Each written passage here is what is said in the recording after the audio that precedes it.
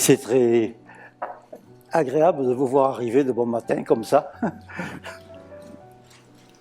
Il y a toute une série de conférences dont je pense que vous avez le programme qui se dérouleront toute la journée, aujourd'hui et demain. Alors, c'est moi qui suis chargé d'ouvrir le bal. Donc, mon nom, je vous me présente, Charlie Sanson. Je m'intéresse à tout ce qui est ésotérique depuis très longtemps, puisque finalement, c'est quand j'étais, avant de partir au service militaire, que j'ai commencé à m'intéresser au magnétisme, à des quantités de choses sur le plan du symbolisme, de l'ésotérisme. Et comme je viens d'avoir 90 ans, vous voyez que ça fait quand même un bon moment, et ça m'a donné l'occasion d'écrire pas mal de livres sur ces sujets, sur les sujets historiques, mais je ne suis pas historien dans le sens classique du mot, je cherche plutôt dans l'histoire tout ce qui est mystérieux et tout ce qui nous amène à avoir des renseignements sur des événements dont les conséquences sont encore dans la vie quotidienne au XXIe siècle. Donc là, ce soir, ce matin plutôt, comme d'habitude de dire ce soir, le sujet sera les Templiers. Les Templiers qui sont les protecteurs des secrets du Graal et de l'Arche d'Alliance. Alors pour cela, bien sûr, je me suis intéressé aux Templiers. J'ai eu des contacts avec des Templiers d'aujourd'hui. Je suis allé un petit peu partout, puisque mon activité pendant des années et des années, c'était non pas de faire de la compilation par des documents, mais d'aller mettre le nez un petit peu dans ce qui était intéressant de découvrir. Dans les Templiers, on peut dire que c'est un mot qui fait penser d'abord à des chevaliers du Moyen-Âge, mais aussi à des, on peut dire, à des moines, puisque c'était des moines soldats. Les Templiers, c'est un ordre de chevalerie qui n'est pas comme les autres, en raison de son extraordinaire puissance qui a été économique, politique et religieuse. Donc c'était quand même quelque chose qui était un État dans l'État pratiquement, quand ça s'est développé. Et l'ordre du Temple a été une organisation, on peut dire, internationale, au-dessus des monarques de l'époque, au-dessus du pape. Ça a été carrément un défi aux puissants du XIIe et du XIIIe siècle. Soit 2 siècles et un pouvoir qui paraît inexplicable. Il faut rapidement remettre la situation de cette époque-là sur le plan international même. La fin du XIe siècle est une époque de transition sur le plan de l'organisation sociale, de l'organisation religieuse. C'est j'ose dire, c'est au siècle de Saint Bernard que la civilisation évolue. Je dis bien le siècle de Saint Bernard, car au XIIe siècle, ce personnage a marqué vraiment son temps avec beaucoup plus d'importance que plus tard a eu l'importance du roi Louis XIV, dont on a donné le nom à son siècle. Et le siècle de Louis XIV, je pense qu'on pourrait dire le siècle de Saint Bernard. En France, les Capétiens imposent leur culture et instituent une monarchie héréditaire. La doctrine chrétienne commence à bien s'organiser, car jusque-là, il y avait quand même beaucoup de choses différentes, et les églises romanes font petit à petit place aux grandes cathédrales gothiques. Mais il y a des événements qui viennent de l'extérieur. L'islam, la nouvelle religion fondée par Mahomet, a conquis la Syrie, l'Égypte, le Maroc et l'Espagne. Donc, au cœur de ce XIe siècle, on peut dire qu'il y a de grands mouvements qui sont politiques, religieux, sociaux, et on rencontre toujours au cœur de tout cela, on rencontre le même homme, Bernard de Clairvaux, Saint Bernard, dont l'influence directe se manifestera, on peut dire, pendant 2 siècles par l'intermédiaire des Templiers. Alors, on ne va pas raconter l'histoire des Templiers en détail, bien sûr, ce n'est pas le but, mais il faut quand même rappeler les dates principales. Donc, les dates principales, ça commence, on peut dire, en 1090. 1090, l'islam turc a déjà vaincu les Byzantins d'Asie et commence à menacer l'Europe. C'est l'année de la naissance de Saint Bernard qui vivra 63 ans. 1099, c'est la prise de Jérusalem par les troupes de la première croisade que dirige Godefroy de Bouillon. Et les croisés, à Jérusalem, installent un roi qui est Baudouin Ier, le premier roi de Jérusalem. En 1110, sur place à Jérusalem, est fondé un ordre hospitalier, c'est l'ordre hospitalier de Jérusalem. En 1118, eh bien, c'est là que vont arriver on peut dire des chevaliers venant d'Europe, venant de France, et qui ont été inspirés certainement par Saint Bernard de Clairvaux. Donc, en 1118, c'est la fondation de ce qui va permettre la création de l'ordre du Temple, et bien sûr, la puissance de cet ordre va se développer pendant 2 siècles, dont je passe sur toutes les péripéties, que vous connaissez certainement, et on arrive à la chute. 1291, c'est la chute de Saint-Jean d'Acre. Les Templiers rentrent, se fixent en Europe, et notamment en France. Et encore beaucoup de péripéties pour arriver à 1307, où c'est l'arrestation des Templiers et un très très long procès.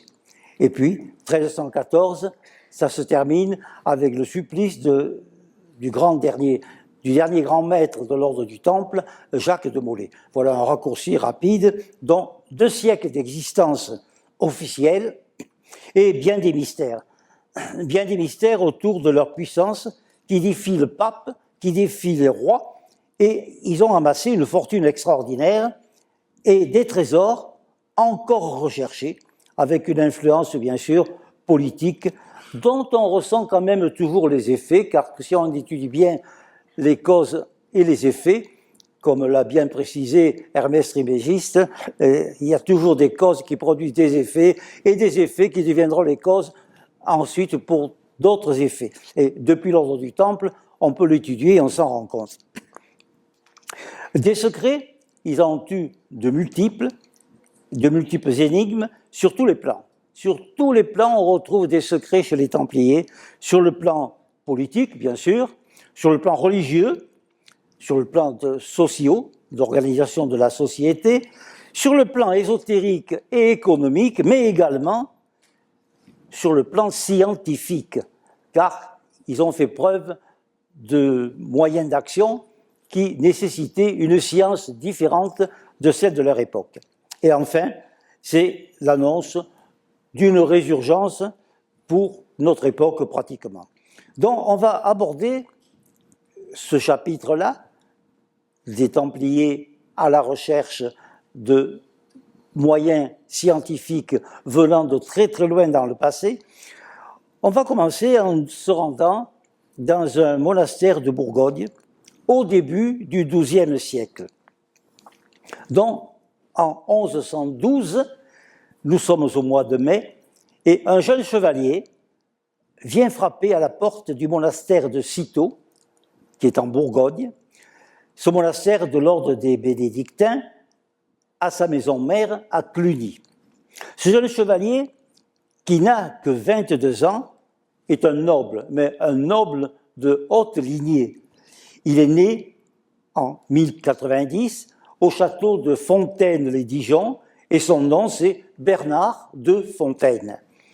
Il est le fils du seigneur de Fontaine et de Alette Montbard, par qui il est rattaché au duc de Bourgogne et au premier Capétien, au premier roi capétien. Donc on voit qu'il est quand même d'une très haute lignée, ce qui expliquera quand même l'influence qu'il peut avoir et la puissance de cette influence. Donc celui qui deviendra Saint Bernard s'engage dans la vie monastique et entraîne avec lui dans cette vocation plusieurs de ses frères et une vingtaine de compagnons. Et toute sa vie, il aura cette réputation. Quand il entreprend quelque chose, il entraîne tous ceux qui sont dans son environnement. Cette naissance de très haut rang, son prestige et sa farouche volonté vont le placer au sommet on peut dire, de ce qu'on pourrait appeler d'une religiosité politique. Au-dessus des papes, au-dessus des rois, son influence marquera son siècle et s'étendra sur toute l'Europe et sur le Moyen-Orient. Au monastère de Cîteaux, où il est entré, en ce lieu, le jeune Bernard de Fontaine, donc, vit les premières années, on peut dire, de son noviciat, de sa vie monacale. En 1115, donc 3 ans plus tard, il n'a que 25 ans, Étienne Harding, celui qui dirige ce monastère, Étienne Hardy l'envoie fonder un monastère en Champagne. Évidemment, envoyer un jeune moine de 25 ans fonder un monastère, ce n'était pas courant, même à cette époque-là, bien sûr. Quel est le motif de la décision d'Étienne Harding? Est-ce le mérite de ce moine chevalier de 25 ans? Est-ce un hommage rendu à son rang dans la noblesse? Peut-être, bien sûr, mais ne serait-ce pas plutôt le désir d'éloigner un peu ce moine un peu trop exalté? Alors Bernard de Fontaine quitte Cîteaux avec d'autres moines, il entraîne toujours du monde avec lui, parmi lesquels des chevaliers qui lui sont vraiment dévoués. Alors là, ils sont quand même une trentaine avec lui. Il chevauche dans d'épaisses forêts et il sait ce qu'il veut et où il va les amener. Un de ses contemporains, d'ailleurs, dira de lui, il persuade avant de parler. Il est simple avec des simples, mais érudit avec des érudits. Malgré son exaltation et sa véhémence, il répand la grâce et le rythme de son langage est particulier. Ce rythme suggère le balancement des branches et le bruissement des feuilles. Voilà comment on décrivait Bernard de Fontaine à cette époque-là. Ces constatations s'ajoutent à une phrase de lui-même, quand il devint Saint-Bernard, qui éclaire la spiritualité, on peut dire d'abord chrétienne, de ce personnage. Voici cette phrase qui définit par lui-même sa culture et lève un voile sur le mystère de ce personnage. Ce que je sais des sciences sacrées et des saintes écritures, je l'ai appris dans les bois et dans les champs. Je n'ai d'autres maîtres que les hêtres et les chênes. Chevalier, dont soldat, moine chrétien, mais aussi un authentique celte. Cette particularité, rarement mise en évidence et pourtant qui est exacte, fera de cet homme, qui fut canonisé plus tard, un véritable original. C'est un marginal. Encore aujourd'hui, la mémoire de ses compagnons et de leurs successeurs est volontairement occultée à certains endroits, ça peut gêner, et parfois même trahi et calomnié en des lieux où il naquit, où naquit sa gloire, qui quand même ne peut être effacée. Alors le petit groupe s'arrête dans une simple vallée, un simple vallon, une claire vallée qui deviendra Clairvaux. Et si vous visitez Clairvaux et sa région, comme je l'ai fait plusieurs fois, vous serez impressionné par tous les souvenirs de celui qui créa un monastère en ce lieu. De l'espace, de l'eau, des arbres, les conditions étaient réunies, avec en plus une position, on peut dire, pour l'époque, stratégique en ce début du XIIe siècle. Il est carrément à la limite de deux puissances, la Bourgogne et la Champagne. Et c'est peut-être pour cela qu'on l'a incité à s'installer en ce lieu vraiment stratégique. C'est là, à Clairvaux, que va être pensée, organisée, réalisée la fondation d'un groupe d'hommes qui vont constituer un pouvoir religieux et politique sous la direction de Bernard de Fontaine. Pendant 30 ans, on peut dire que Clairvaux fera figure de capitale du monde occidental en ce XIIe siècle. Aujourd'hui, Clairvaux est un lieu de mémoire. Des murs sinistres et gris entourent ce que fut la Flerte Vallée. Une prison a été construite là, elle est toujours en fonction. C'est ici que des moines chevaliers, à la fois donc religieux et soldats, prennent le titre de pauvres chevaliers du Christ et partent pour la Terre Sainte. Ils partent avec pour mission officielle la protection des routes qui mènent au tombeau du Christ et la sauvegarde des voyageurs. Bien sûr, la sauvegarde des voyageurs et la surveillance de quantité de routes pour 9 chevaliers qui ne recrutent pas, bien sûr, et qui ne combattent pas, alors qu'il y a des combats dans la région, ils sont là uniquement pour cette mission théorique de garder les routes. Bien des gens voudraient que Saint-Bernard soit étranger à la création de ce groupe, contre toute logique, bien sûr, contre toute évidence. C'est un homme de la région qui est à leur tête du groupe qui part à Jérusalem. Il y a Hugues de Payns, officier du comte de Champagne. Et parmi eux se trouve André de Montbard. C'est l'oncle, du côté maternel, de Bernard de Fontaine, désormais abbé de Clairvaux. Il devient donc Bernard de Clairvaux. Ils sont 9. Ils viennent de Flandre. Il y a Geoffroy de Saint-Omer, Payen de Montdidier, Archambault de Saint-Amand. Enfin, ils sont tous nobles, des nobles de haute lignée. Et bien sûr, ils vont carrément à Jérusalem, où le roi Baudouin II, qui a succédé à Baudouin I, dont on a parlé tout à l'heure, le roi Baudouin II, eh bien, il leur laisse ses appartements. Il ne faut quand même pas que ce soit des pauvres chevaliers, comme ils disent, pour que le roi leur laisse ses appartements. Et ces appartements sont sur l'emplacement du temple de Salomon. Donc, le temple de Salomon, il s'installe là, d'où vient leur nom, les Templiers. À Clairvaux, il est possible de visiter les vestiges cisterciens, dont certains datent du XIIe et XIIIe siècle, et on est quand même à Clairvaux, derrière ces grands murs, dans l'intérieur d'un univers carcéral.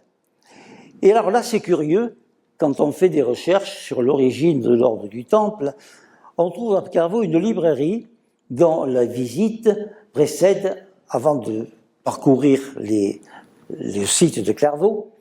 Et bien sûr, c'est devenu des ouvrages cisterciens, un ordre religieux bénédictin qui doit beaucoup à l'action de Saint-Bernard, et c'est lui qui donne à l'ordre un essor extraordinaire en France et en Europe. À ma grande surprise, parmi les ouvrages qu'on trouve à Clairvaux, je n'ai trouvé qu'une seule plaquette traitant des Templiers. Les responsables que j'ai interrogés étaient manifestement pas disposés à parler des Templiers. Et je suis allé plusieurs fois d'ailleurs. Pourquoi cette mauvaise volonté? Notre guide, la première fois que j'y suis allé, qui était conseiller municipal, faisait faire la visite à plusieurs, on peut dire, sur les différentes époques de la construction, et sans prononcer une seule fois le mot de Templier. On visitait vraiment des vestiges du Moyen-Âge. Et il ne m'a pas contredit quand je lui ai déclaré que j'avais l'impression que le mot ordre du Temple était un sujet tabou à Clairvaux et volontairement occulté. Je lui ai demandé pourquoi, sur l'ordre de qui, j'attends encore la réponse. Dans le village, les gens d'ailleurs refusent de parler des Templiers. C'est par une personne très âgée qu'indirectement j'ai appris qu'un prêtre, peu de temps avant, avait écrit un livre qui semblait accabler l'ordre du Temple. Il était question de cérémonies, de sorcellerie qu'il pratiquait dans les bois. Alors si on sait que les compagnons de Bernard de Clairvaux avaient cet héritage du celtisme, la communion avec la nature, eh bien, elle est encore mal vue quand certains en déforment le sens profond. Sur les conseils d'une personne de Clairvaux, j'ai interrogé un religieux cistercien, qui a la réputation d'être un historien vraiment très connaisseur du Moyen-Âge. Et bien sûr, sur l'histoire de Clairvaux, je l'ai abordée. Il était vraiment disposé à me parler, mais quand il conversait avec quelqu'un, il s'est interrompu pour me parler, il semblait vouloir m'écouter, mais quand je lui ai demandé s'il pouvait me parler de l'ordre du Temple, son nom c'était le père Pierre-Marie, m'a répondu qu'il était compétent pour parler des cisterciens, mais tout à fait incompétent en ce qui concerne les Templiers. Et poliment, il m'a tourné le dos en un clin d'œil.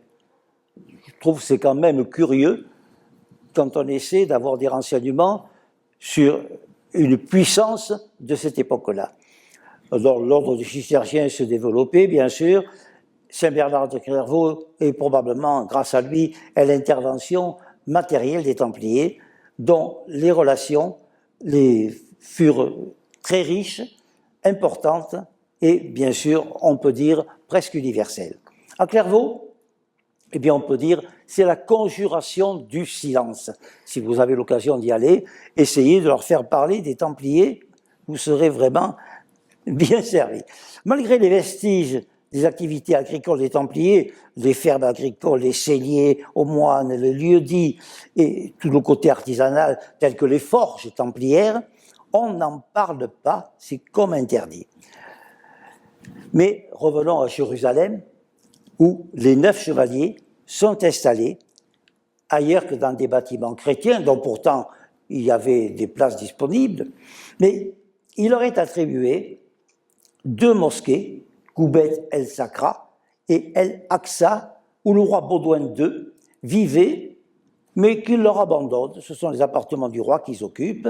Ces bâtiments ont été construits sur les ruines du temple de Salomon, qui a été détruit par Titus en 70, et, dit-on, sur les anciennes écuries qui existent toujours sous les mosquées.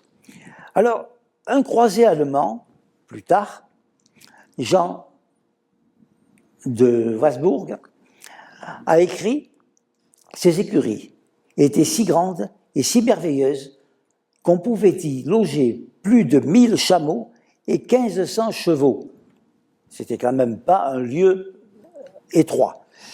Pendant 9 années, les 9 chevaliers, on voit le nombre 9, on le retrouvera souvent, ne participent pas aux opérations militaires pourtant nombreuses dans la région. Ils ne s'en mêlent pas, ils ne recrutent pas non plus. Il reste 9 uniquement. Mission officielle, mesurer, garder les routes qui mènent au Saint-Sépulcre. Alors que font-ils? C'est là que l'histoire devient intéressante. Quelle est leur occupation pendant ces 9 années passées exclusivement dans les ruines du temple Salomon? Ils ne s'absentent pas, sauf pour se rendre périodiquement à l'abbaye de Clairvaux, vers Saint-Bernard. Quelques-uns font des allers-retours plusieurs fois, au cours des 9 années, bien sûr, mais surtout, ils ont beaucoup de contacts avec des érudits de la région, des érudits musulmans, bien sûr, tandis que dans la région de Troyes, Bernard de Clairvaux a de nombreux contacts avec les rabbins juifs, comme Rabbi Samuel ben Meir. Il paraît évident que les 9 chevaliers, sur place, ne sont pas restés à cultiver leur jardin. Ils ont fait des recherches. C'était des gens de haute noblesse qui avaient une instruction, une culture, et qui étaient allés là sur l'inspiration de Bernard de Clairvaux dans des buts précis dont la garde des routes n'était probablement qu'un prétexte. Le temple de Salomon fut l'aboutissement de l'exode du peuple hébreu qui, sous la conduite de Moïse, amènera d'Égypte des connaissances, là on en a la preuve aussi, qui devaient devenir la base de notre civilisation. On sait que l'Égypte nous a fourni beaucoup de renseignements qui servent à notre civilisation, que Moïse était un prêtre égyptien, un initié égyptien, c'est écrit dans la Bible, et Moïse a emporté avec lui des éléments de l'Égypte antique, comme par exemple tout ce qui pouvait permettre de construire l'Arche d'Alliance. Dans la Bible, on dit bien qu'il n'a pas emporté l'Arche d'Alliance, il a emporté les plans. Il a emporté les plans, et dans le Sinaï, Moïse a reconstruit une Arche d'Alliance avec des plans qui étaient précis. On peut même dire, s'il a construit un prototype, il a pu en construire plusieurs. Mais ça, c'est encore le domaine des hypothèses auxquelles je crois vraiment. En 1927, ces connaissances les plus anciennes de l'humanité tombent donc entre les mains des Templiers, dont la mission secrète est couronnée de succès. Autrement dit, en 1927, les 9 pauvres chevaliers du Christ Manez-vous, pauvres chevaliers du Christ, des gens de cette haute lignée de noblesse, ces gens-là, en 1127, ils décident que leur mission est terminée. Bernard de Clairvaux, on peut dire qu'il épousait les idées des moines constructeurs d'églises qui se transmettaient des secrets également cachés aux profanes, le côté symbolique entre autres. Pour eux, le temple modèle était celui de Salomon, bâti sur les proportions de la cité céleste.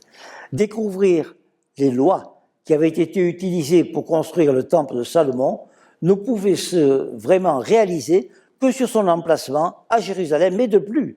Selon les chroniqueurs de l'époque, ce temple avait abrité bien d'autres trésors, plusieurs fois pillés avant d'être détruit par Titus en l'an 70 de notre ère. Le temple était le dépôt de centaines de tonnes d'or, beaucoup de chroniques l'ont indiqué, abrité encore dans les sous-sols, et une partie du trésor a été récupérée par qui, comment, on ne sait pas. Le temple de Salomon a été construit pour abriter spécialement, c'est dans la Bible également, quand le peuple hébreu est arrivé à Jérusalem, ils ont construit un temple sous la direction de Salomon et tout ce qu'on peut en dire, je ne vais pas rentrer dans les détails. Il a été construit spécialement pour abriter l'Arche d'Alliance. L'Arche d'Alliance était un grand coffre précieux, recouvert d'or, et cet étrange instrument de communication directe faisait entendre une voix qui donnait des ordres. Est-ce une légende ou une réalité? Ça peut être une réalité. Aucun profane ne pouvait s'approcher de l'arche, car il risquait sa vie en étant foudroyé, ce qui d'ailleurs s'est produit. C'est encore dans la Bible qu'on le retrouve, bien sûr. Et ce coffre mystérieux contenait aussi la loi, non pas les lois, mais la loi remise à Moïse, mais aussi les lois qui donnaient l'explication de l'univers et permettaient d'aboutir à la connaissance totale. Il est fort probable que Moïse transportait ainsi la science secrète de l'Égypte. Tout cela à Jérusalem, dans le temple, Arche d'Alliance, et à l'intérieur, les lois et des coupes qu'on avait remis selon les descriptions qu'on en fait. Donc Moïse, qui était quand même un prince d'Égypte, qu'il soit hébreu ou égyptien, n'a pas une grande importance, puisqu'il y a encore une controverse là-dessus. Moïse était un grand initié et il impressionna fort les Égyptiens pour amener au loin tout un peuple composé des descendants de ceux qui étaient venus travailler dans ce pays. Ceux qui le voulaient le suivaient, mais pour que cet exode se réalise, ce grand magicien, l'Égypte est le pays des magiciens, dont des choses qu'on n'explique pas, qu'on réalise, qui n'est pas toujours de l'illusion, bien sûr. Il y a eu une série de 7 catastrophes très opportunes. Alors, c'est Pharaon lui-même qui a supplié Moïse de quitter l'Égypte avec ceux qui devenaient son peuple. Tous les trésors ramenés d'Égypte furent déposés dans le temple à Jérusalem. Est-ce dans les sous-sols de ces ruines que les Templiers ont trouvé des statuettes qui leur ont valu beaucoup d'inconvénients. On les a accusés d'idolâtrie, car ils appelaient ces statuettes récupérées dans le temple ou à Jérusalem, qu'ils avaient ramenées, ils les appelaient le Baphomet. Et lors du procès de l'ordre, bon nombre d'accusés ont affirmé avoir vu, tenu et palpé cette tête qui, prétendait-il, pouvait les sauver et leur rendre beaucoup de puissance. Faute de mieux, c'est sous des aspects quasi diaboliques qu'on a souvent représenté le Baphomet, sans se soucier de savoir ce qu'il était, peut-être autrement que symbolique. Et si les Baphomets étaient les fameux téraphim ramenés d'Égypte, que cite la Bible également, au livre de la Genèse, chapitre 13, paragraphe 34, et dans le livre d'Ézéchiel, au chapitre 23, paragraphe 21, dont les Baphomets sont certainement les téraphim ramenés d'Égypte, et il est précisé qu'il s'agit de statuettes qui répondent aux questions. Et ça devient important, parce que là, Est-ce que c'est une légende? Est-ce que c'est symbolique? Ou y a-t-il un instrument scientifique à la base de tout cela? Maïmonides, un philosophe espagnol du XIIe siècle, écrit ceci. Les adorateurs des téraphim affirmaient que lorsque la lumière de certaines étoiles éclairait les statuettes, celles-ci entraient en communication avec les étoiles et les planètes lointaines qui les utilisaient comme moyen de transmission. C'est ainsi que les téraphim auraient enseigné au peuple beaucoup de connaissances artistiques et scientifiques. C'est significatif, et nous pourrions citer aussi, dans le même contexte, le pectoral d'Aaron, le grand prêtre, qui était en même temps le frère de Moïse. Ce pectoral d'Aaron était serti de pierres précieuses ou semi-précieuses, et il avait la réputation de communiquer par l'intermédiaire de ces pierres précieuses ou semi-précieuses avec les étoiles et de recevoir des ordres de Jéhovah. Bien sûr, Téraphim, Baphomet, Arche d'Alliance, voilà des moyens de communication qui peuvent expliquer les informations reçues et la science en divers domaines utilisés par l'ordre du Temple. Mais communication avec qui? Là, c'est le grand point d'interrogation. Le peuple hébreu entendait la voix du Seigneur, qu'il appelait Yahvé, Sabaoth, ce qui signifie le Seigneur des armées des étoiles. C'est quand même significatif aussi.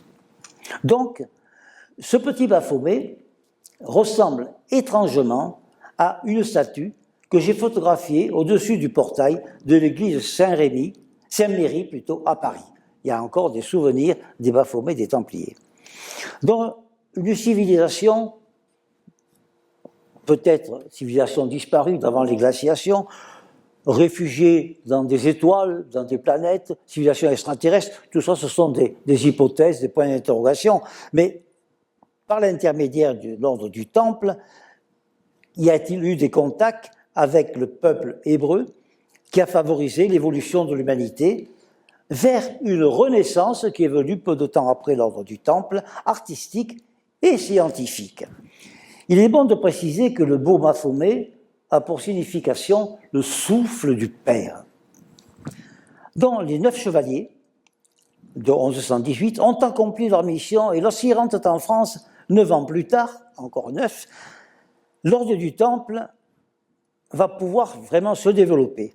La naissance officielle a lieu au cours d'un concile qui a lieu à Troyes le 13 janvier 1118, 10 ans après leur retour, et c'est Bernard de Clairvaux qui a rédigé la règle du nouvel ordre qui prend le nom de Ordre du Temple.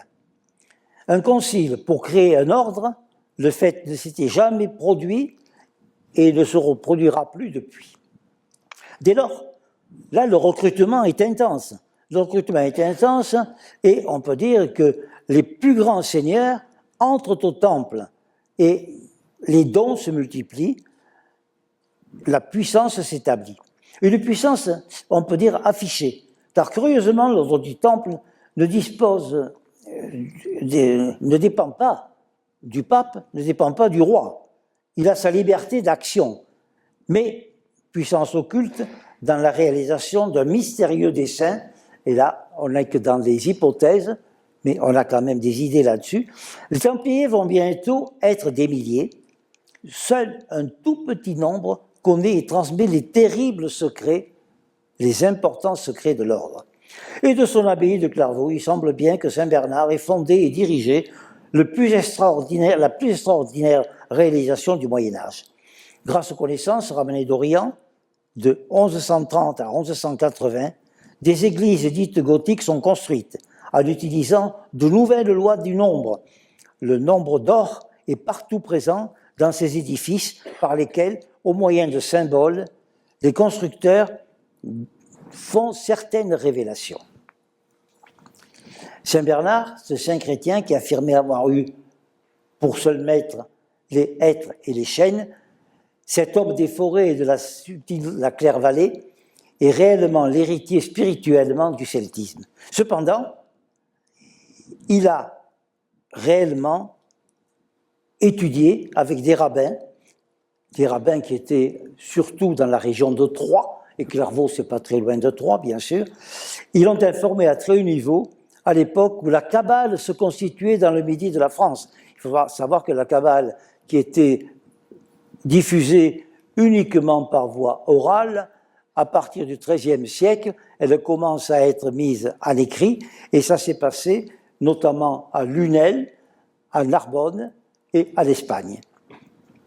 De plus, durant son long séjour au Moyen-Orient, les Templiers ont beaucoup appris des savants de l'islam avec qui ils ont réellement fraternisé. C'était plus que de la tolérance, c'était vraiment des relations très, très intéressantes de ceux qui étaient différents, et les échanges à tous les niveaux eurent lieu. Il y eut, on le sait, des Templiers affiliés à des ordres musulmans et des musulmans qui ont été reçus dans l'ordre du Temple, dont les contacts avec le grand Saladin furent parfois assez intéressants. Et on peut dire même amicaux. Un grand ami de Saint-Bernard fut un évêque irlandais dont les racines celtiques étaient importantes. Nous verrons tout à l'heure que cette amitié, cette relation, elle a pu apporter beaucoup à Saint-Bernard, mais ça a été avec beaucoup de conséquences que nous vivons encore. Cet évêque, Don Malachy, fut plus tard canonisé, et il est surtout connu par ses devises des papes, les prophéties de Saint Malachy. On ne va pas prendre ce chapitre-là, bien sûr, ce serait trop long. En 1138, Saint Malachy se rendait à Rome, donc c'était vraiment un évêque chrétien, mais un évêque surtout marqué par le celtisme. Il fit une longue étape à Clairvaux, et en 1148, toujours sur la route de Rome, il revint à Clairvaux, et c'est là, auprès de Saint Bernard, qu'il mourut, et tous deux, Saint Bernard et Saint Malachy, sont inhumés dans la cathédrale de Troyes, près de Clairvaux. On peut dire qu'en Orient, l'ordre du Temple est devenu une véritable armée qui combat sous la manière du Bosséen, dont la couleur sont le noir et le blanc. On pourrait épiloguer longtemps sur ce symbolisme. Ils font l'admiration des croisés par leur héroïsme. On peut dire que leurs grands maîtres, plusieurs de leurs grands maîtres sont tués dans les batailles, d'autres sont blessés, dont l'armée templière est différente des autres. À l'époque des lourdes armures qui constituent un handicap pour les croisés, les Templiers ont pris exemple sur les combattants rencontrés au Moyen-Orient avec légèreté et mobilité. En tant que moines, les Templiers, on peut dire, revêtent des manteaux blancs. On parle des blancs manteaux, et à Paris, vous avez encore la rue des blancs manteaux, près de la rue du Temple. La Croix-Rouge fut ajoutée en 1146 pour symboliser le sang du Christ. En fait, sous le Bosséen blanc et noir, les blancs manteaux et la Croix-Rouge nous révélaient les couleurs de l'œuvre alchimique, le noir, le blanc et le rouge. C'est certainement pas par hasard. Comme les Achachim et le vieux de la montagne, qui avaient fondé un véritable empire invisible dans le monde islamique, eh bien les Templiers, désormais formaient un super État invisible au-dessus des papes, au-dessus des rois.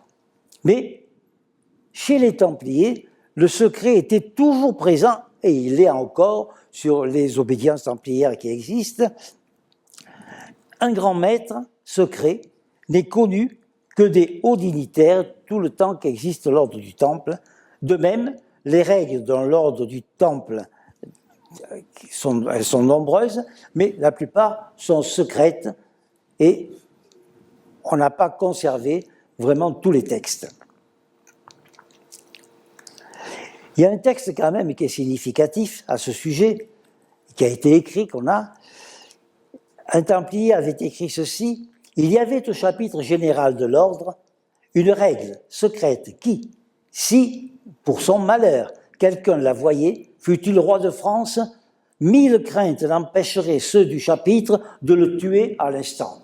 Donc on voit que le secret était bien gardé, qu'il a été bien gardé, et que certainement il y a des vestiges quelque part, avec un grand point d'interrogation bien sûr.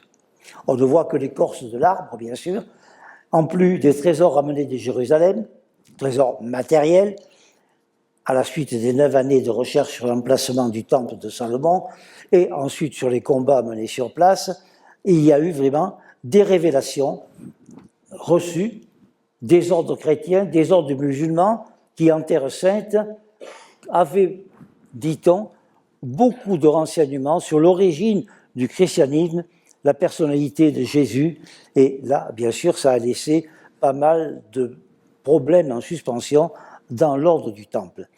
Donc, les traditions, Saint Bernard connaissait tout cela, avec les traditions celtiques, et puis encore la connaissance transmise par les rabbins, c'était vraiment l'amalgame, on peut dire, de toutes les connaissances vraiment diffusées ou secrètes d'une époque qui étaient réunies chez Bernard de Clairvaux.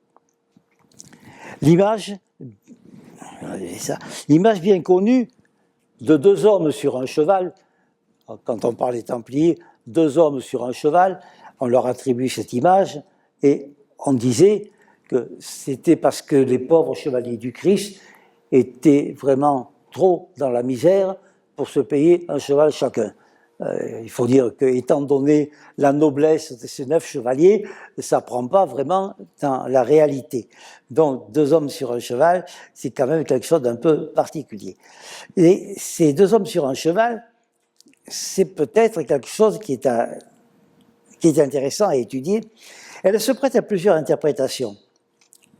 On connaît l'interprétation, on peut dire, officielle, mais il y avait aussi le fait que pour garder les routes, ils marchaient par 2, ils étaient par 2 quand ils se déplaçaient, même pas si c'était pour garder les routes, et puis ils se déplaçaient parce qu'ils étaient, en somme, prêts l'un et l'autre à se porter assistance. C'est un peu comme on disait autrefois, les gendarmes vont par 2. Hein, c'est resté dans la tradition. Symbole de la dualité, comme le beau océan, le noir et le blanc. Le chevalier n'est jamais totalement bon, ni totalement mauvais. Ce symbole était important. Et je me permets d'ajouter une autre interprétation. Elle est une hypothèse personnelle par mes recherches d'un côté ou de l'autre, dont l'idée m'est venue en approfondissant, en comparant certains résultats, les mystères des secrets de l'histoire dans notre pays. Dans un petit village de la Haute-Vallée de l'Aude, où je suis très souvent depuis 1972, Rennes-le-Château, une dalle a été trouvée, sculptée, le dessin contre terre, devant le maître-autel de l'église, au début du XXe siècle. Cette dalle représente 2 hommes sur un cheval. Donc on retrouve là un emblème dit templier. On savait que l'ordre du Temple avait cette image-là des Templiers, mais le plus curieux, c'est que les Templiers ont été créés quand même au XIIe et XIIIe siècle. Or, on en a analysé la dalle des 2 hommes sur un cheval trouvée à Rennes-le-Château, et elle date de l'an 800. De l'an 800, c'est-à-dire contemporaine de Charlemagne, pratiquement. Alors, comment les Templiers ont-ils pu récupérer une image qui leur était antérieure de 3 siècles? La Bessonnière, bien sûr, a trouvé cela dans l'église. Le registre paroissial, qui date de 1696, que j'ai eu en main, indique que dans la crypte se trouve le tombeau des seigneurs des temps inconnus. Il est interdit par la DRAC maintenant d'aller dans cette crypte de Rennes-le-Château, alors que dans toutes les cryptes romanes, on les visite facilement. Et il est bien question, sur le registre paroissial, officiellement, qu'il y a dans la crypte les tombeaux des seigneurs des temps inconnus. De quel seigneur s'agit-il? On peut remonter plus haut. Le dernier roi mérovingien, qui était Dagobert II, a été assassiné sur l'ordre de Pépin d'Héristal en 679, dans les Ardennes. Ainsi s'acheva cette première dynastie des rois de France qui avait débuté avec Mérové et avait été sacrée et légitimée sous Clovis. Selon des légendes, le fils de Dagobert II avait échappé aux assassins de son père, il aurait échappé, et aurait été amené sur un cheval, 2 hommes sur un cheval, il était jeune, ce chevalier l'a ramené sur un cheval, dans la région d'où était originaire sa mère, c'est-à-dire dans la région de Rennes-le-Château. Alors si la légende dit vrai, ben, historiquement, les Carolingiens, puis les Capétiens, auraient été des usurpateurs de la royauté de ce royaume. D'autant plus que le fils appelé Sigebert IV aurait eu, dit-on, des descendants. Alors, à notre époque encore, vous voyez comme tout s'enchaîne, les époques sont toutes liées, on ne peut pas étudier un personnage sans voir tous les autres. À notre époque encore, on peut dire que il y a des personnages qui prétendent être les descendants de Sigebert IV. Vous voyez, au bout de tant de temps, les descendants, il y en aurait des milliers. Mais il n'y a pas longtemps, quelqu'un, dans la région de Rennes-le-Château, justement, était candidat à la couronne de France. Et puis après, il a disparu, il est parti en Espagne, etc. Mais vous voyez comment les événements se succèdent. Donc, le sceau de l'ordre du Temple, dont un sceau représente 2 hommes sur un cheval, contient peut-être la clé d'une énigme aux conséquences insoupçonnables depuis le 7e siècle jusqu'à nos jours. Au fil du temps, les Templiers ne sont plus des pauvres chevaliers du Christ, si j'ose dire. Ils peuvent se payer un cheval chacun, largement. L'ordre du Temple jouit d'une grande souveraineté, de nombreux privilèges. Par exemple, il est exempt d'impôts, mais peut recevoir des impôts. Ah, ils étaient quand même malins, hein. Il peut recevoir des impôts, percevoir des impôts, bien sûr. Il rend la justice dans ses possessions, mais pratiquement, une communauté judiciaire lui est assurée dans le royaume. Une immunité lui est assurée dans le royaume. Autrement dit, ils ne dépendent pas de la justice du roi. Le Temple possède son propre clergé, ce qui le place en dehors de l'autorité des évêques et même du pape, qui n'intervient pas dans la désignation des dignitaires de l'ordre. Cette désignation dépend d'un système synarchique qui est strictement interne. Saint-Bernard, on peut dire, est à la base ou à la tête de cette organisation qui continuera longtemps après sa mort. Et malgré sa santé déficiente, Saint-Bernard a toujours fait preuve d'une prodigieuse activité dans son abbaye, dans la spiritualité, car il a tenté de réformer l'Église, dans la politique, car placé entre la Champagne et la Bourgogne, il a été en quelque sorte chargé de neutraliser ses puissances, ses seigneurs, en favorisant la royauté capétienne. Il est aussi qualifié de faiseur de papes, car il y a eu des Templiers qui sont devenus papes. En effet, c'est avec véhémence qu'il soutient Innocent III, l'ordre du Temple, soutient Innocent III, élu par quelques cardinaux, alors que d'autres cardinaux ont élu un autre pape. Alors là, c'est vraiment la période, les magouilles politiques déjà qui existaient à cette époque-là. On peut dire qu'en France, le roi lui doit sa couronne et le pape sa tiare. C'est d'ailleurs le pape Jeanne III qui est un moine de Clairvaux, un ami de Saint-Bernard, qui va demander à Saint-Bernard de prêcher la deuxième croisade. Alors ça, c'est peut-être une anecdote dans tout ce que représente le Temple, mais c'est intéressant pour voir le côté diplomate de Saint-Bernard.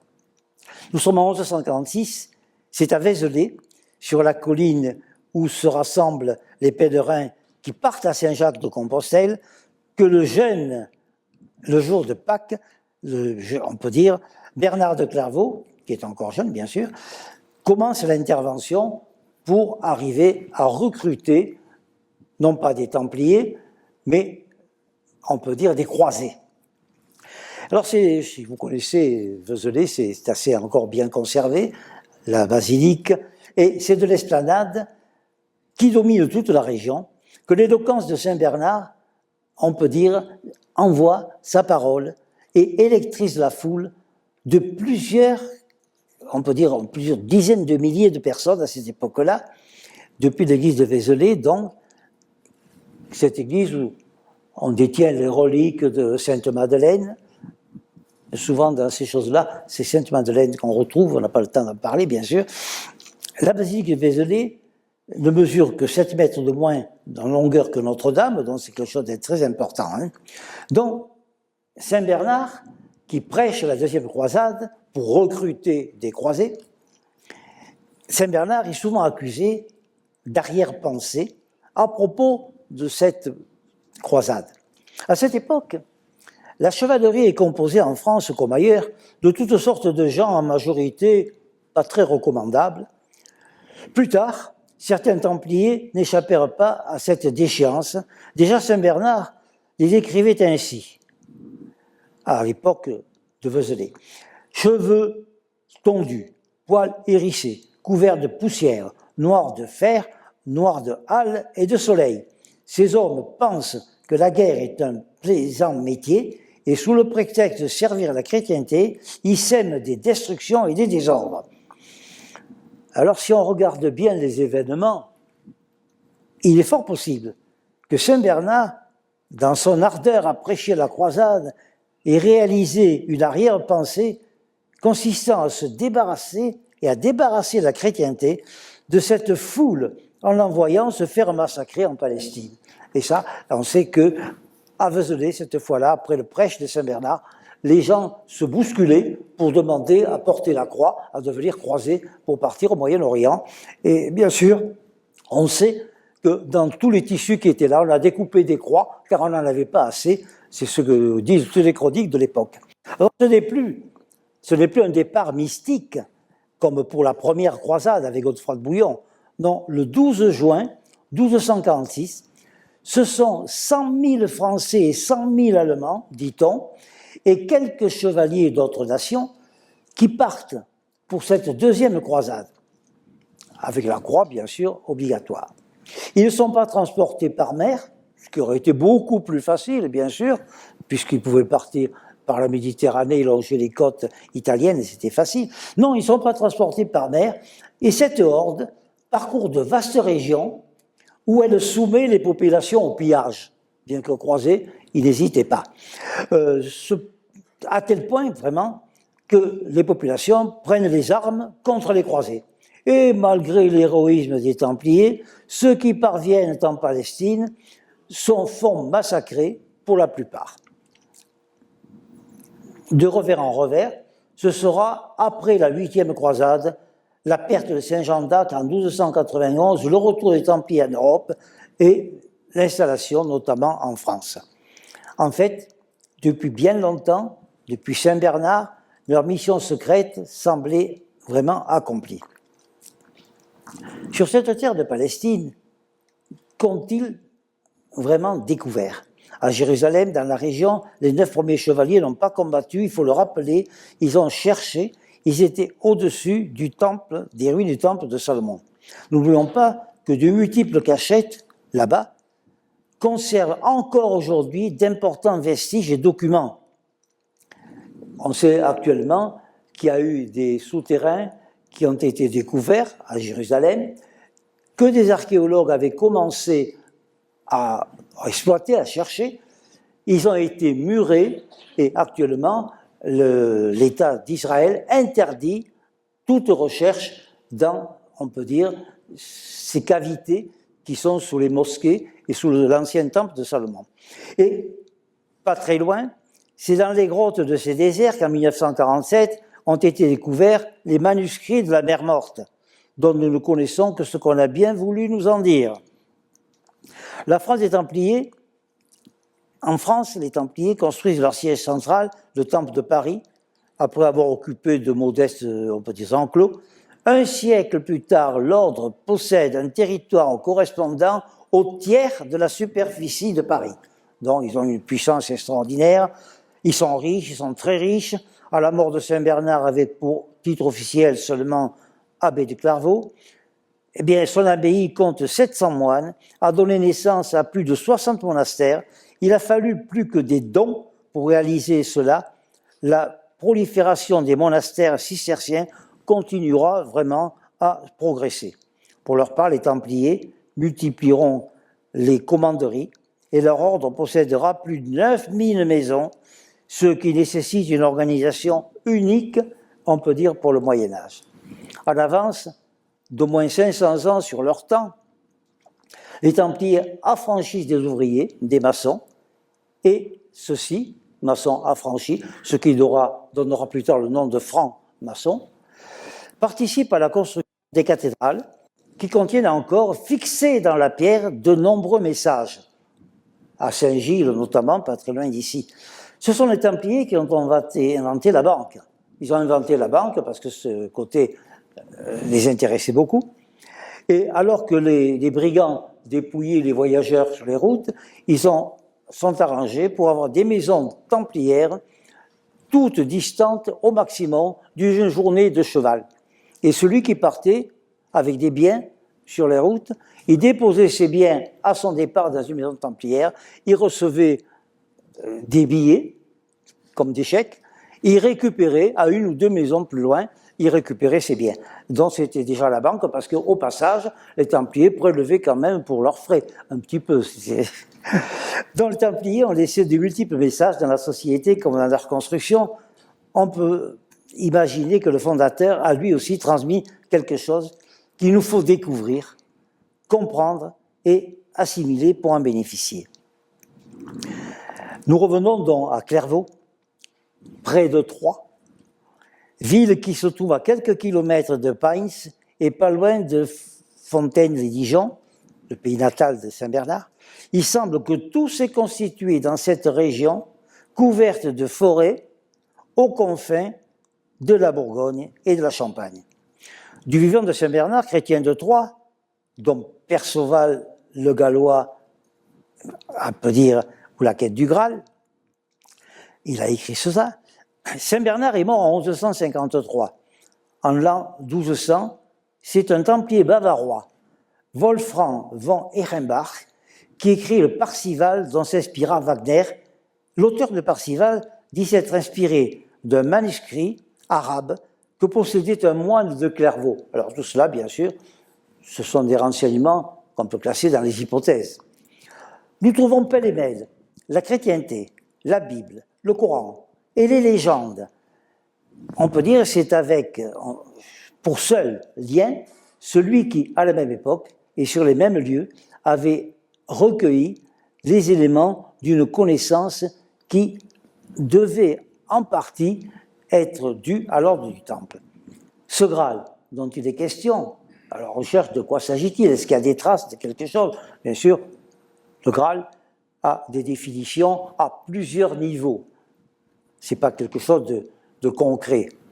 Mais nous savons que de nombreuses légendes celtes font état de la quête du Graal.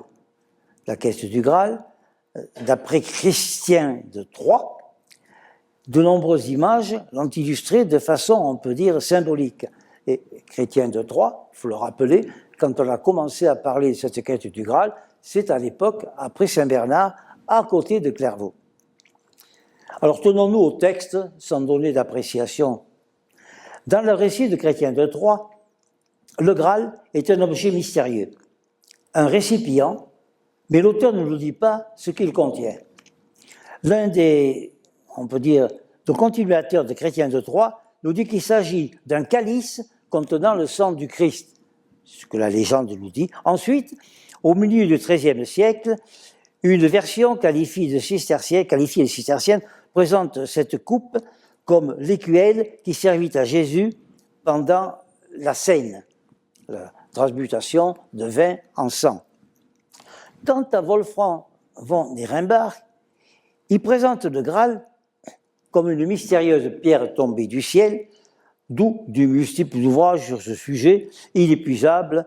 L'un des plus récents est celui de Jean Marcal, qui a écrit plusieurs livres sur la quête du Graal, c'est une saga.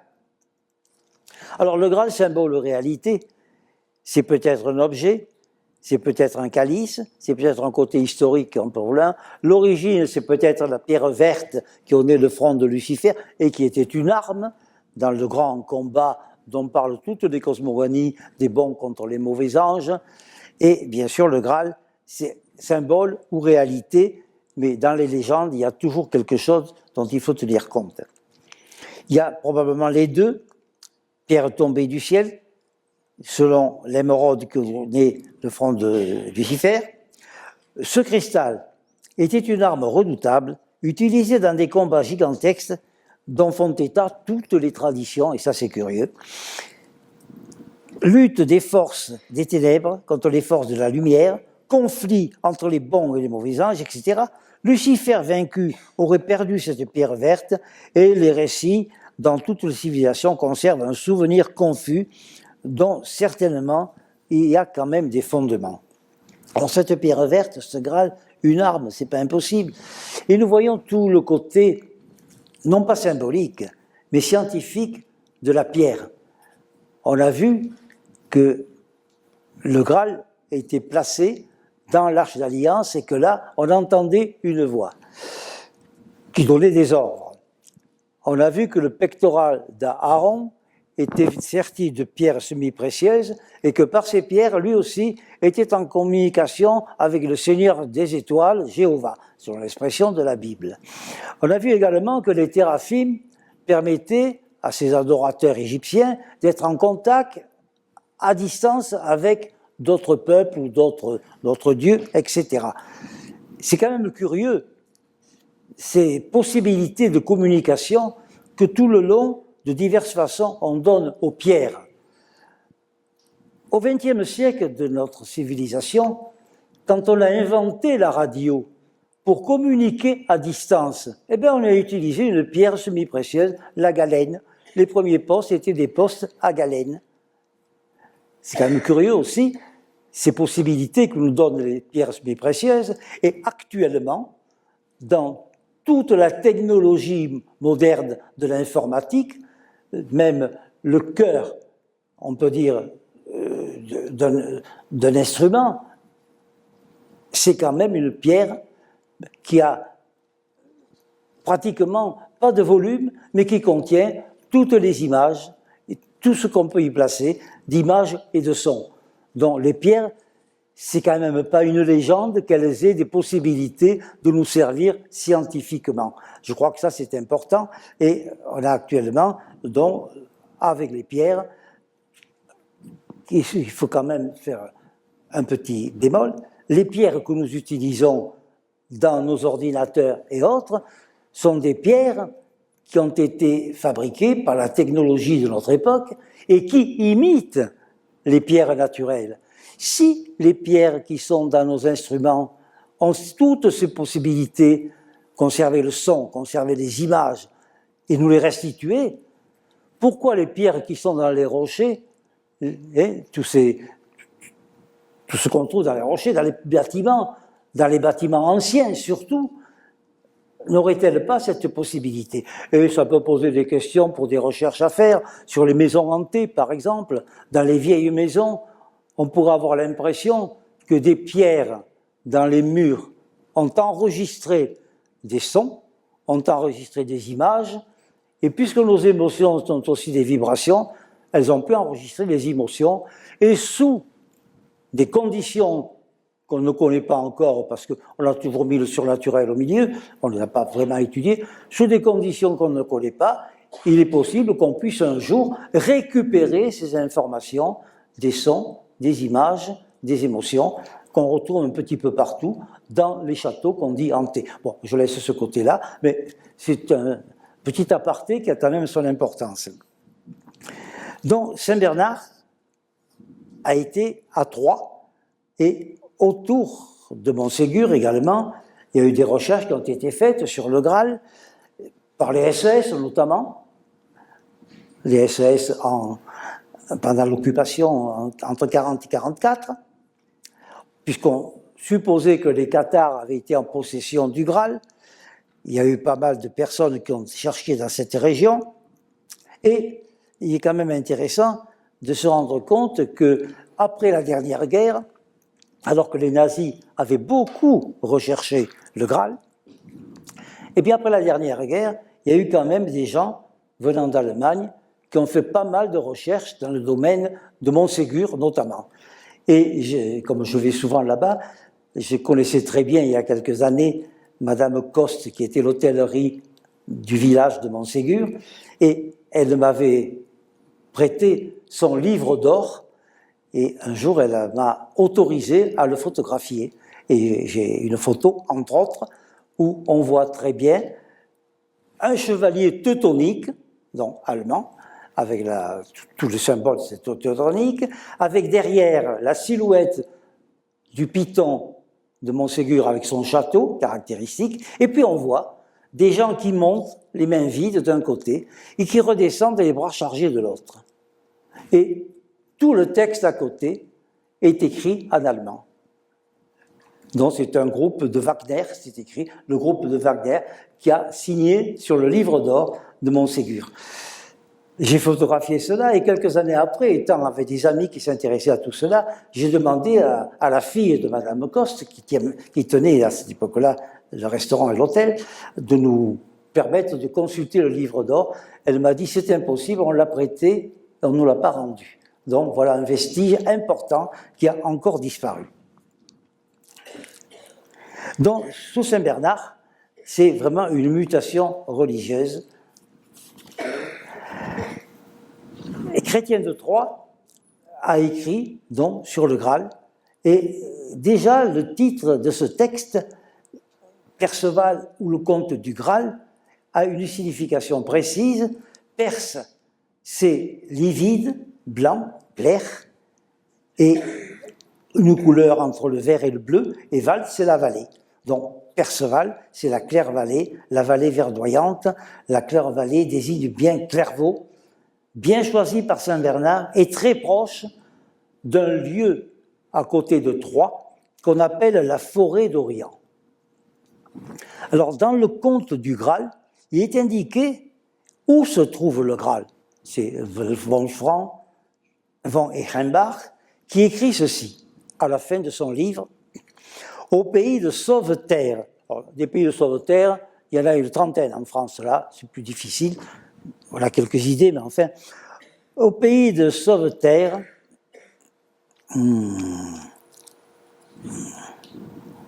voilà.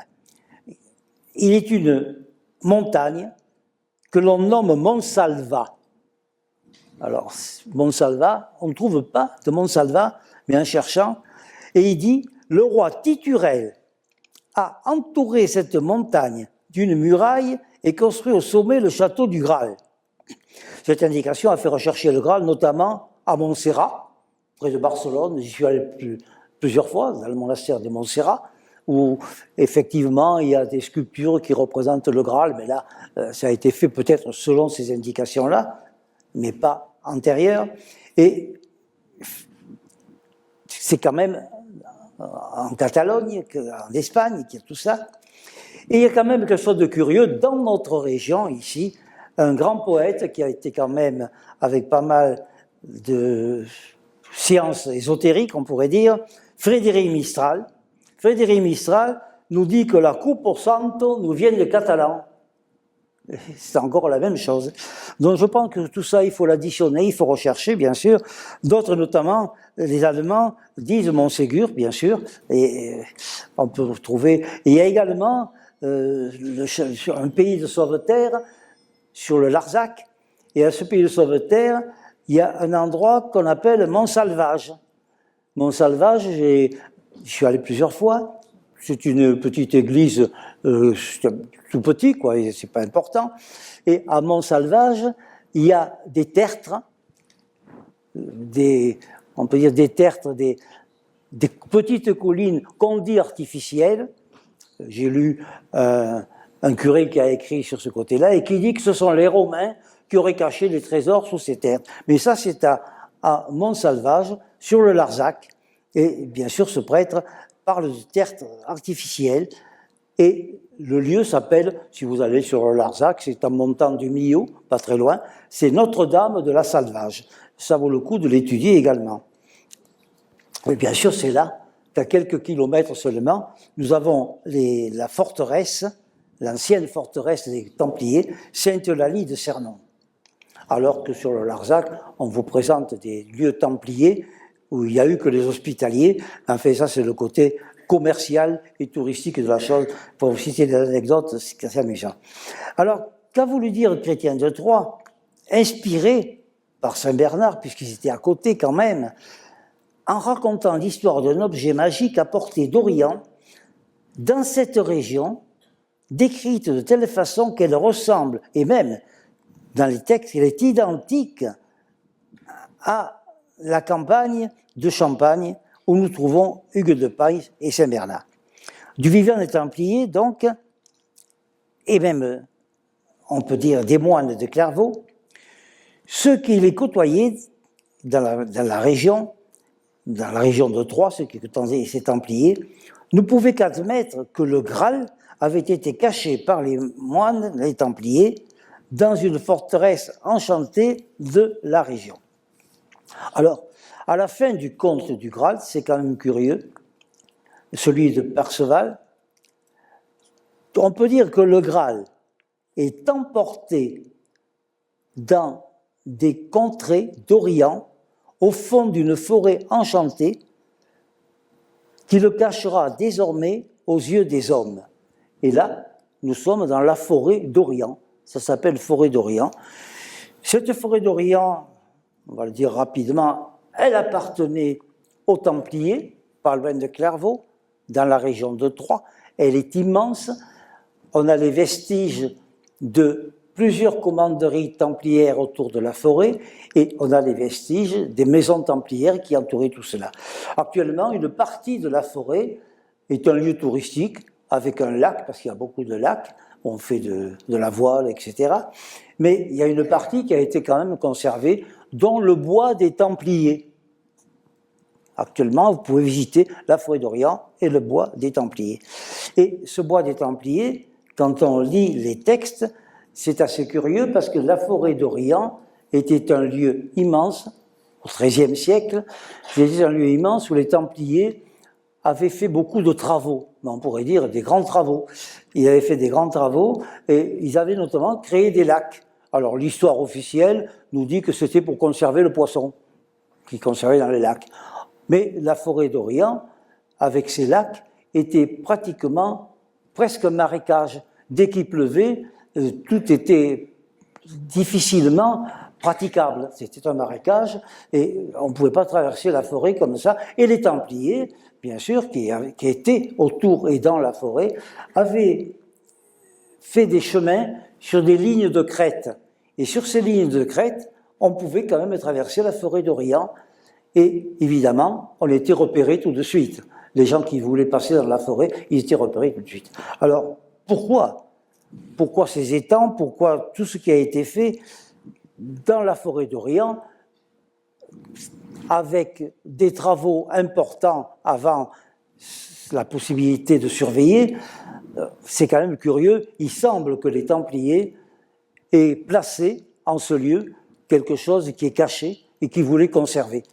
Voilà ce que l'hypothèse la plus réelle. Et vraiment, actuellement, on peut toujours trouver cette forêt d'Orient. Et même, c'est assez curieux sur le plan, on peut dire, onde de forme et autres, dans le bois des Templiers, avec mon épouse, Camina, on a été vraiment témoin de quelque chose de bizarre.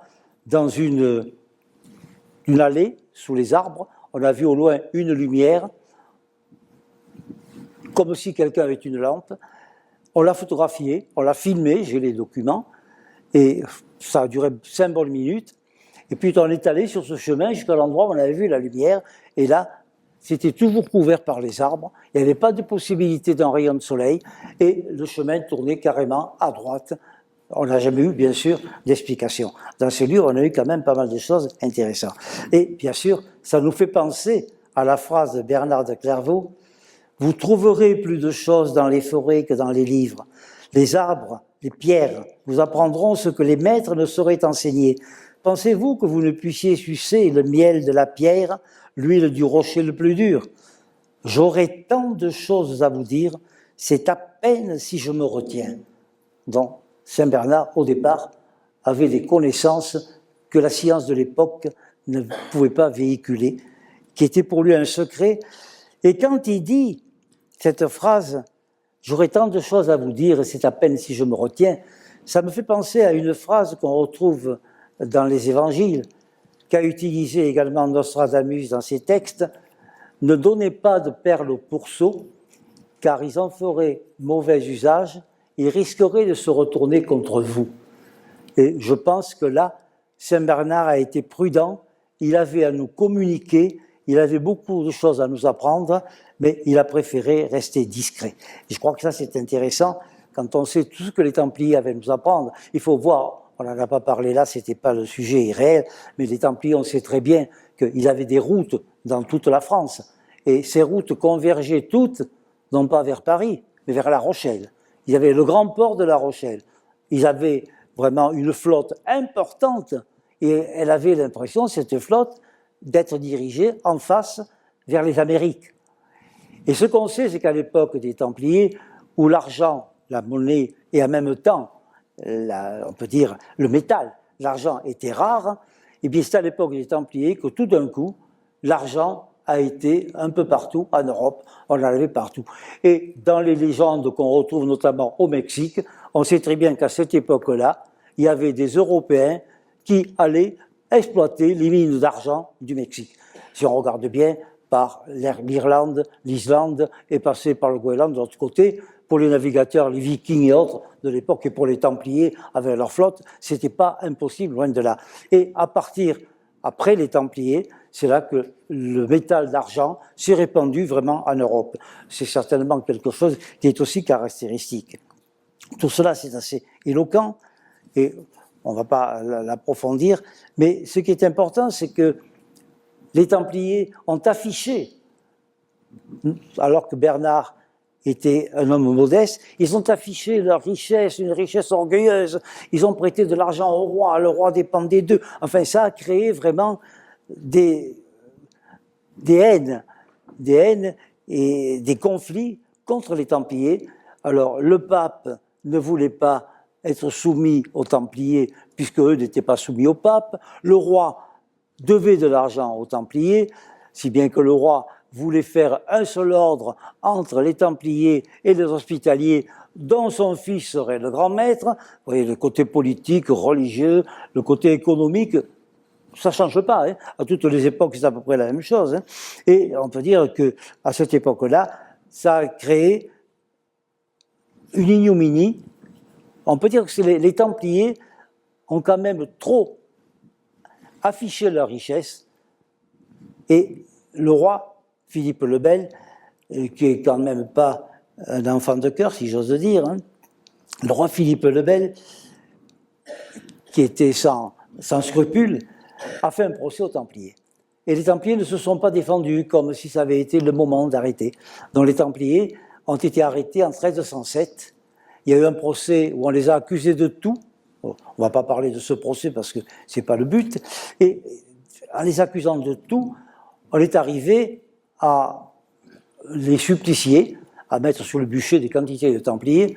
Et le dernier grand maître, Jacques de Molay, avec de Charnay, Geoffroy de Charnay, qui était emprisonné avec lui, avait été jugé, et les cardinaux qui ont jugé ces deux dignitaires de l'ordre du Temple avaient établi qu'ils devaient être emprisonnés à vie. Alors que déjà, l'ordre du Temple n'avait pas été supprimé. L'ordre du Temple avait été suspendu. Et la suspension de l'ordre du Temple est quelque chose qui est encore légal dans le domaine de la chrétienté.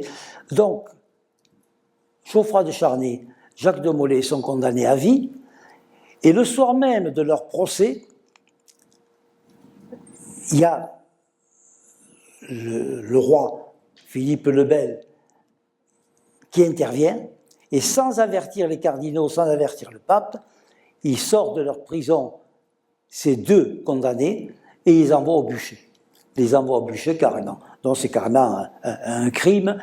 Il faut dire que le roi avait pour conseiller Guillaume de Nogaret, qui avait été le pire ennemi des Templiers et qui était un descendant de Cathare. Donc tout se retrouve, c'est assez bizarre. Donc jusqu'au XIIIe siècle, on peut dire que il y avait des accusations. On les accusait de sodomie, alors que c'était interdit par la règle. On les accusait de beaucoup d'atrocités, et on les accusait bien sûr de mouvements, on peut dire, qui étaient pas corrects. on disait que on devait, comme on le fait actuellement, quand un pape est élu, il y a le lavement des pieds. On lave les pieds du pape. Mais il faut savoir que dans les textes, on l'a retrouvé, jusqu'au XIIIe siècle, les cardinaux baisaient les pieds du pape, les genoux et le ventre du pape lors de son couronnement. Et c'est là qu'on accusait les Templiers de même chose qu'ils faisaient officiellement.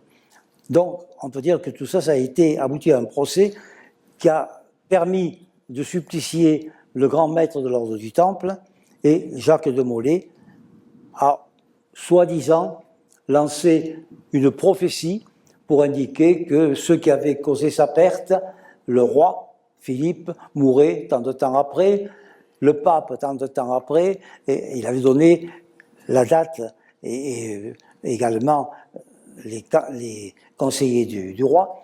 Effectivement, tout ce qu'a prédit Jacques de Molay lors de son supplice s'est réalisé. Seulement, il faut quand même être un peu prudent, parce qu'il y a quand même des historiens qui pensent que ça a été écrit après le supplice. Donc, souvent, il y a des prophéties qui se réalisent quand elles sont écrites après la réalisation par les prophètes. Il y a aussi le côté de Gisors, avec, on peut dire, ce qu'on a retrouvé à Gisors, qu'André Malraux a fait rechercher également, parce que ça remonte loin, les Templiers, mais c'est encore d'actualité. Les trésors de Gisors, qui auraient été retrouvés et puis reperdus, eh bien, c'est en 1964 que André Malraux a envoyé l'armée à Gisors pour rechercher ces trésors. Pendant 3 semaines, Gisors a été entouré, interdit d'y aller, et quand l'armée est repartie, eh bien, on a dit, circulez, il n'y a rien à voir, il ne s'est rien passé. Voilà. Donc, actuellement encore, tout ce côté templier et héritage est encore vivant. Et bien sûr, nous en arrivons à des obédiences templières actuelles. Il y a des obédiences templières actuellement avec